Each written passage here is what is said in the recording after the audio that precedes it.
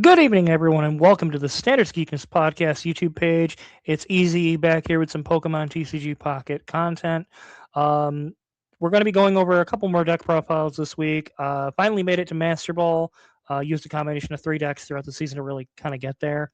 First and foremost, I'm going to go through this deck, the Mega Altaria EX Greninja deck. It has been exceptionally consistent. I have no real complaints outside of occasionally drawing wonky hands where you have to lead with Froakie or Swablu when you really don't want to. But let's go ahead and dive right into the list. We've got 2 Froakies, 2 Greninja, 2 Chingling, 2 Swablu, 2 Mega Altaria EX, 1 Pokeball, 2 Rare Candies, 2 Professor Research, 1 Cyrus, 2 Copycats, 1 Lisia, 1 Training Area. Now I know I've seen some lists pop up where they've cut 1 copy of Rare Candy for a Frogadier. I can see the value behind that. I'm just not super big on playing the stage ones simply to get around Chingling. I think that you need to be doing slightly more proactive things. That's I've seen some lists play Furfru, or just play Rocky Helmet and lean on that a little bit more. Overall, the deck was exceptionally strong in my climb. Let's go ahead and do some sample gameplay. All right, we're back with some gameplay. As always on the channel, when I do these deck profiles, I go through solo mode. Whether they win or lose, it's whatever. I just want to talk to you guys about my decision-making process. Kind of just show you how a typical game plays out. All right, we got our Chingling starter and Swablu. Let's go ahead. They got first, so they've got a Bidoof. All right. I don't even remember what level of the solo mode I selected. I'm going to guess it was not a very high level one. Yeah, it's particularly with these choices. Okay, let's go ahead and lean on the Pokeball. And that gets us a Froakie.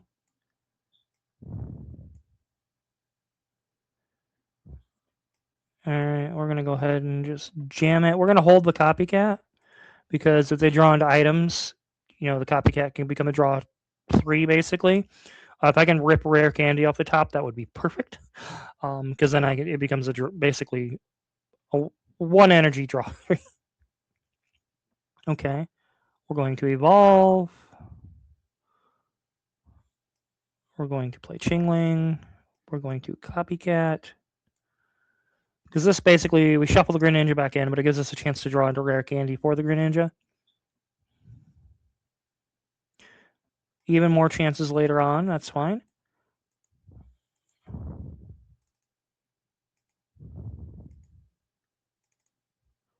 Alright, we're going to just lean on the Mega Altaria.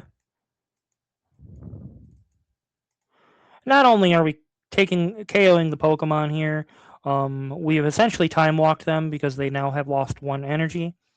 They're going to probably send out one of the Skitties. I believe the evolution of that does 40 or 50 damage. If they even play it. 20 damage is 20 damage, I guess. I'm okay letting this rock. I'm going to load this up in case there's a Sabrina. I don't see that happening. Essentially, they got 20 damage in, they lost 2 energy and 2 points. Typically in a match, especially on my climb to rank, you would see, Chingling doing a lot of carrying, especially if you could land at turn 1, because then your Copycats become a lot more viable. There's just a lot more energy efficiency you can do with not having to put energy on that 2 attack, no energy to retreat. We don't really need to do anything here. Excuse me.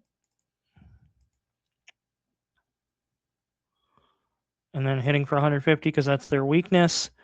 Not really a super strong showing matchup-wise, but just kind of wanted to show you the general play patterns of the deck as we're using it.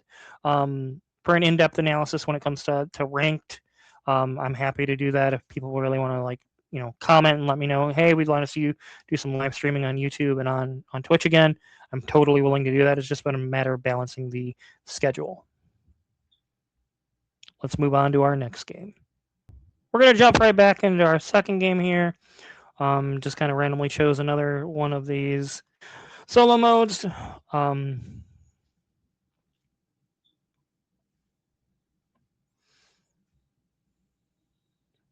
Okay, so here we've opened up with the Chingling Greninja line, so this will be a lot of pressure.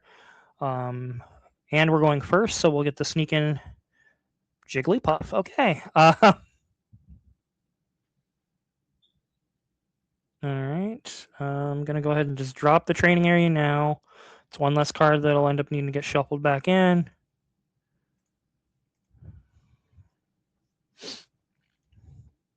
All right. They won't be able to play any Pokeball or other items. Leveraging Chingling is probably the single most important thing you can do in this format right now. I highly recommend if you are not building your decks to beat Chingling or to at least respect it, you need to have a way to deal with that. All right, so we're going to go ahead and rare candy into the Greninja. And then, well, it's better than nothing. Try to see if we can draw another basic here because they're going to take out the Chingling next turn. All right, that works for us.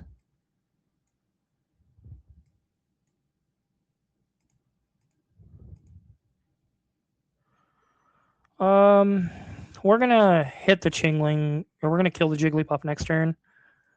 So I'd rather put pressure on the Rowlet because that could lead to something like, Decidueye EX.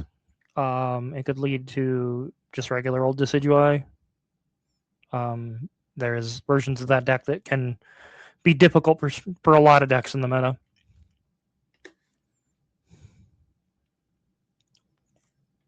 All right, go ahead and lead with Swablu. All right, well, that leads to us doing this.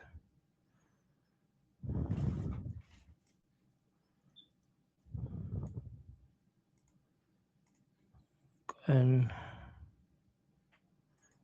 just keep putting the pressure there. And then now, if they have the evolution here, it's going to have a lot less HP to deal with. And we'll be able to apply basically our normal 130. And if we draw another Pokemon, then it's 150. Skitty, Pokeball. They've probably been sitting on that since turn one. There's Chingling just being able to deny your opponent being able to play, Pokeball or later in the game, Lucky Ice Pops, or so many things is just so important. All right, that's not what we want to see, but we'll take it just because we're going to win the game anyways. So we take the Rowlet out, and then we're just going to play cleanup here on the Skitty, and that will be GG's. Overall, this deck I would probably I put the Mega Altaria Greninja, Mega Altaria Gourgeist deck kind of on the same playing field. They're just attacking from two different axes. I will say the Belly Bolt deck lists, the Zerazora ones, I've been testing those. I've liked a lot of the hyper aggressive lines that it can take. I definitely think that it is really well positioned. I believe it won the event today for the Pocket Mads 24. I'd have to double check the exact results at the time of the recording. I haven't gone through each deck list, but that's something that I've been monkeying around with. We'll go ahead and do one more. Let's go ahead and jump into our third game.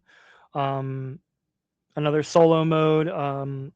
I'm happy to answer anybody's questions on this deck or any of the other decks profiles that I post. I really just enjoy doing the content. I really enjoy, hearing from people and hearing what they think. All right. Well, the Swablu is more important, so we'll lead with Froakie. We are going second, so with the ability to retreat, especially if we can hit a Chingling. Okay, they're on water. Jigglypuff. Okay. Skitty. Dratini. Okay. I'm gonna go ahead and Lisia.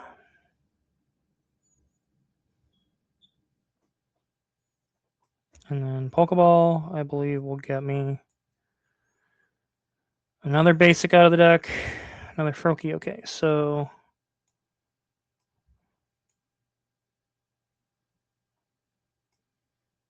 gonna go ahead and read. Oh, we Lisia it. Do.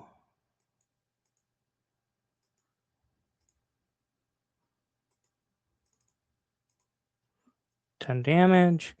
This basically turns. I mean, not that they would. I mean, they might play their Pokeball to thin the deck, but any other relevant items they might have.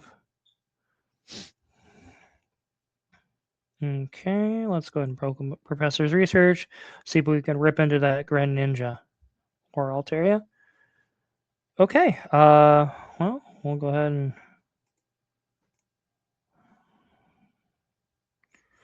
And on hindsight, maybe we should have put the second Chingling down to have the flexibility to retreat if we draw into Alteria.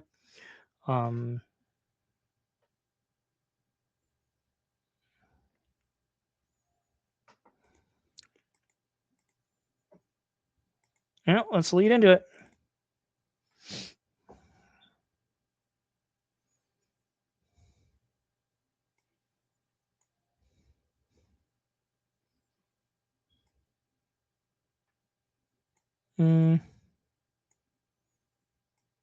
Let's go ahead and Copycat, see if we can just draw into the combination that we need. At least in Mega Altaria puts us in a better position.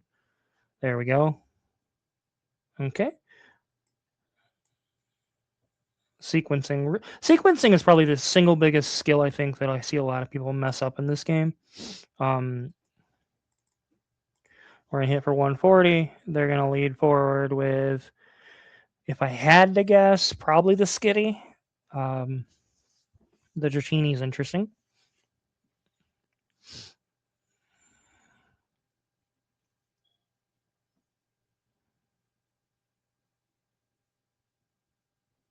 Okay.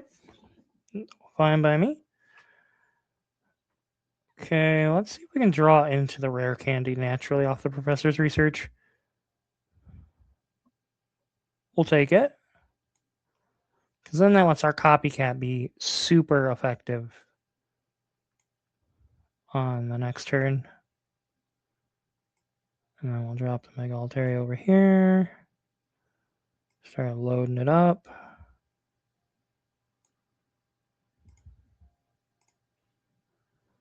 I think we're going to point at the Staryu. Because there's a weird scenario where if they get Starmie EX out, it's got a free retreat on it. And I just remembered when I first started playing that that messed with me up some games because I kept misreading it thinking it had a 1 retreat cost. And 90 damage is nothing to snuff about, especially if they can get it out here, hit for 90, they tank 130, hit for 90 again, and then they kill my Mega Altaria. Pidgey. Okay.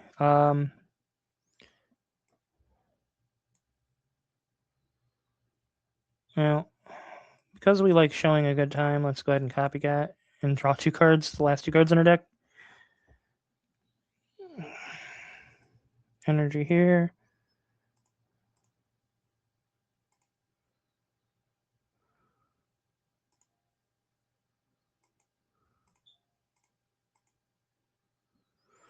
You will churn through your deck pretty quickly with this. And then 140 to the Staryu. Overall, this this level of gameplay isn't going to give you like a good back and forth of what to expect from the meta. I'm gonna try to. I'm aiming to stream Wednesday or Thursday this week. Well, depends on my schedule. We'll see how that goes, but. As always, guys, make sure you go to duelingguard.com, enter the code SOG15 for 15% off all your gaming merchandise needs. We have it on good authority that that discount code will not be just a one-time only.